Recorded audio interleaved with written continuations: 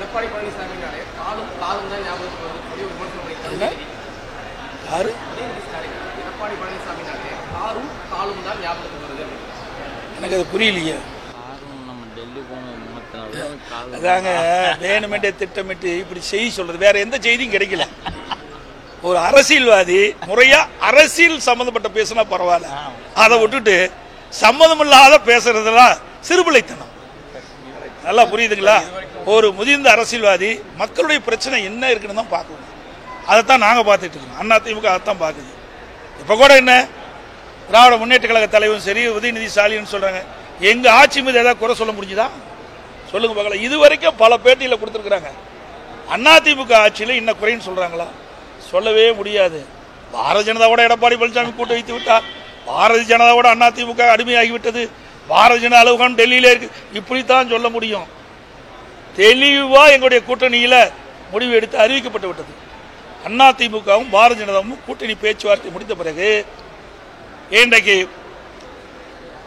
இந்த செய்தியாளர் சந்திப்பில் மாண்புமிகு உள்துறை அமைச்சர் தெளிவுபடுத்தினார். அமித்ஷா அவர்கள் தெளிவுபடுத்தினார். அதுல பாரதிய ஜனதா அதிமுக கூட்டணி அமைச்சிருக்கு. இந்த கூட்டணிக்கு அதிமுக தான் தலைமை தாங்கும். தெளிவா நீங்க பேட்டியில் போடுங்க, அடிக்கடி மாத்தி மாத்தி போடாதீங்க. அனைத்து இந்திய அண்ணா திராவிட முன்னேற்ற கழகம் தான் எங்கள் கூட்டணிக்கு தலைமை தாங்கும். அனைத்து இந்திய அண்ணா திராவிட முன்னேற்ற கழகம் தான் ஆட்சி அமைக்கும். எங்களுடைய கூட்டணியுடைய முதல் வேட்பாளர் EPS. தெளிவா உங்க கூட்டத்தில் வந்திருக்குது, எல்லா பத்திரிகையில் வந்துவிட்டது. ஆனா வேண்டுமென்றே திட்டமிட்டு ஏதாவது ஒரு காரணத்தை காட்டி தவறான செய்தி வெளியிட்டிருக்கிறீங்க. இது சரியல்ல. அதிமுக தான் ஆட்சி அமைக்கிட்டாங்க. அப்புறம் ஏன் ஸ்டாலின் போய் பாரதிய ஜனதாவை குறை சொல்லிட்டு இருக்கானே? இங்க ஆட்சி அமைக்கிறது எங்க கூட்டணியில் அதிமுக. முதலமைச்சர் வேட்பாளர் அதிமுக கட்சி சேர்ந்தவர். அப்படிங்கிற எங்களை பத்தி விமர்சனம் செய்ய முடியாது. இருந்தா தானே செய்யறதுக்கு. அவ்வளவு இந்த 4.5 ஆண்டு காலத்தில் திராவிட முன்னேற்ற கழக ஆட்சியில் மக்களுடைய பிரச்சனை தீர்க்கல.